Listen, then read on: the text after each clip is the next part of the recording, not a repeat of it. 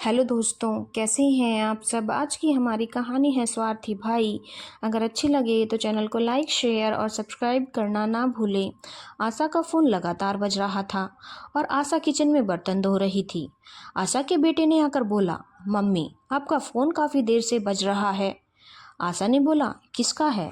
तो बेटे ने बोला, मामा जी का है। आशा को बहुत हैरानी हुई। आज 5 सालों के बाद भाई का फ़ोन क्यों आ रहा है? इस बार जब फ़ोन बजा तो आशा ने ना चाहते हुए भी फ़ोन उठा लिया। उधर से आशा के भाई रोहित ने बोला, क्या बात है बहन, फ़ोन क्यों नहीं उठा रही थी? आशा ने बोला, हाँ मैं किचन में बर्तन धो रही थी। और बोलो, क्या हाल चाल है? आज बहुत दिनों बाद बहन की याद आई। रोहित ने बोला, तू तो फ़ोन करती नहीं है, मैंने सोचा मैं ही फ़ोन कर लूँ। आशा ने बोला, किसे फ़ोन करूँ? अब मायके में ना माँ है ना पापा, और मायका तो माँ और पापा से ही होता है। मायके में जब कोई मुझे याद करने वाला ही नहीं, तो मैं क्यों बार बार फ़ोन करके अपना आत्मसम्मान गंवाऊँ। मुझे तो मायके से अब कोई उम्मीद नहीं है, और वैसे भी मायके से ही मेरे पास कौन फ़ोन करता है। मैं खुद हैरान हूँ आज आपका फ़ोन देखकर। रोहित ने बोला, ऐसा क्यों बोल रही है? मैं हूँ, तेरी भाभी है, तू आया कर। अब तो तू राखी पर भी नहीं आती, बगल के शहर में ही तो रहती है, कोई ज़्यादा दूर भी नहीं है। हम दो भाई बहन ही तो हैं एक दूसरे के लिए, और तो और हमारा कोई भाई बहन है नहीं। मम्मी पापा अब रहे नहीं, और मम्मी पापा के जाने के बाद से तो तूने मायके से रिश्ता ही तोड़ दिया। अच्छा, मैं राखी पर आऊँ? क्यों? ताकि राखी के बहाने मैं अपना मायका लूट कर ले जाऊं? पता नहीं राखी के बहाने मैं आपकी प्रॉपर्टी में कहीं अपने नाम ना करवा लूं, या कहीं आपसे महंगे जेवर ना ले लूं, क्योंकि आज तक तो आपने राखी पर मुझे यही सब कुछ दिया है ना। जब भी राखी पर आती हूँ पूरा मायका लूट कर चली जाती हूँ। क्यों? ठीक बोल रही हूँ ना? यह कैसी बातें कर रही है आशा तू? पता नहीं माँ के गुजरने के बाद से तुझे क्या हो गया है। जब से माँ गुजरी है पिछले 5 सालों से तूने मायके में कदम भी नहीं रखा, और फ़ोन भी नहीं करती, और अब ऐसी बातें कर रही है। क्या हो गया है आशा तुझे? मैं तेरा भाई रोहित हूँ, तू ऐसी बातें क्यों कर रही है? आज तेरी बहुत याद आई तो सोचा फ़ोन कर लूँ। अच्छा, मैं क्यों फ़ोन करूं? और आपने क्यों फ़ोन नहीं किया पिछले 5 सालों से? तो आपने भी नहीं किया था। हाँ, फ़ोन भी क्यों करते? कहीं फ़ोन करते और मैं अपने इमोशनल ड्रामा करके आपको अपने बहकावे में ले लेती, आपकी कोई ज़मीन जायदाद अपने नाम करवा लेती, या माँ के कोई जेवर ले लेती, तो आपका बड़ा नुकसान हो जाता, है ना? क्यों, सही बोल रही हूँ ना? रोहित ने बोला, ये कैसी बातें कर रही है तू? मैं तो थोड़ा बिजी रहता हूँ इसलिए फ़ोन नहीं कर पाया, तू तो कर सकती थी। आशा ने बोला, अच्छा याद है मैंने आखिरी फ़ोन कब किया था? और मैं जो बातें बोल रही हूँ यह बातें आपको कुछ सुनी सुनी सी नहीं लगती? ज़रा ठीक से याद कीजिए, मैंने आखिरी बार आपको कब फ़ोन किया था और यह बातें कब की हैं? रोहित सोचने लगा। आखिरी बार आशा ने माँ की मृत्यु के बाद जो राखी पड़ी थी तब फ़ोन किया था कि भाई मैं राखी पर आ रही हूँ, और रोहित ने कुछ बहाना बनाया था ताकि आशा ना आए, और उसके बाद रोहित और उसकी पत्नी के बीच ये बातें हुई थी जो आज आशा बोल रही थी। रोहित को सब कुछ याद आ गया।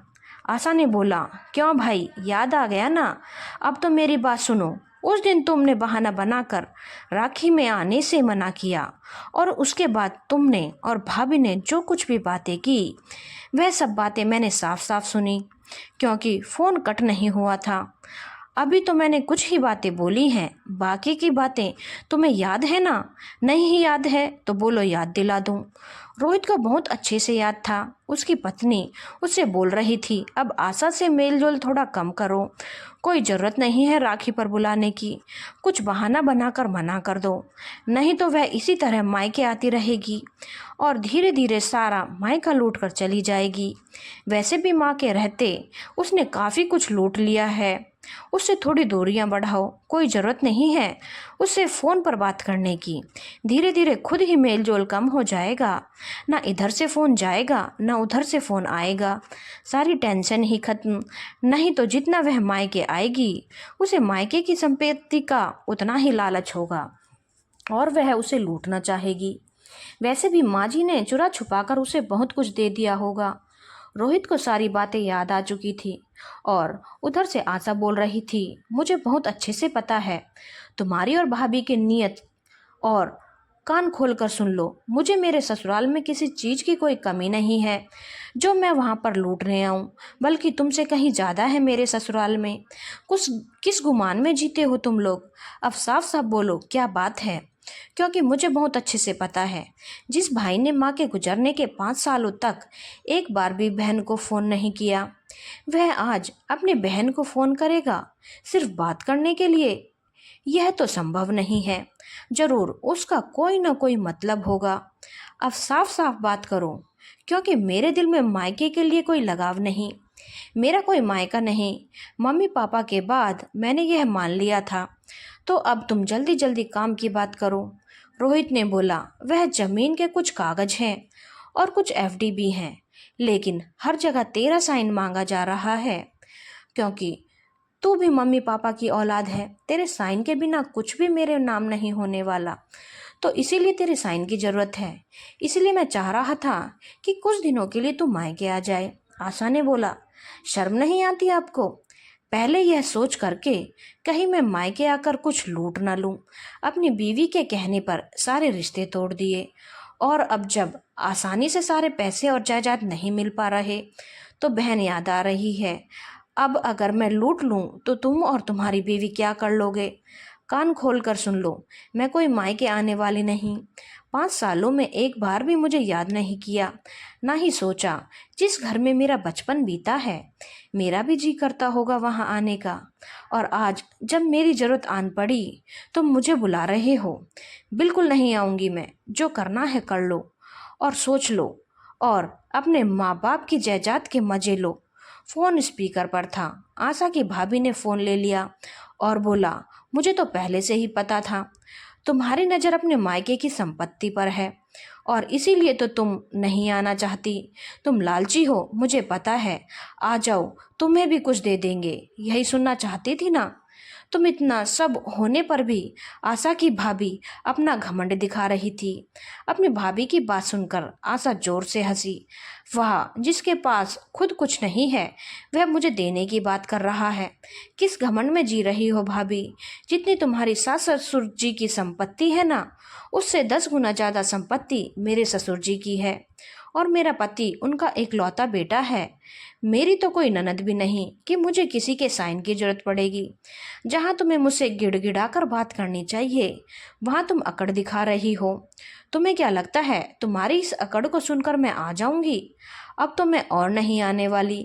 अपने घमंड में जियो और जो करना है कर लो। मैं भी देखती हूँ तुम लोग कैसे सब कुछ अपने नाम करवा लेते हो। मैं कुछ लूंगी ना, ना लेने दूंगी। तुम्हें खून के आंसू ना रुलाया तो मेरा नाम आशा नहीं। रोहित ने अपनी पत्नी से फ़ोन ले लिया और बोला, आशा तू अपनी भाभी को छोड़, वह तो मुंहफट है, पर मैं तो तेरा भाई हूं ना। बचपन से हम साथ में रहे हैं, साथ में खेला है, तो अपने भाई के साथ ऐसा कैसे कर सकती है? आशा ने हंसकर कहा, वैसे ही जैसे मेरे भाई मेरे साथ कर सकता है, और फ़ोन रख दिया। धन्यवाद दोस्तों। अगर आपको कहानी अच्छी लगी हो तो चैनल को लाइक, शेयर और सब्सक्राइब करना ना भूलें।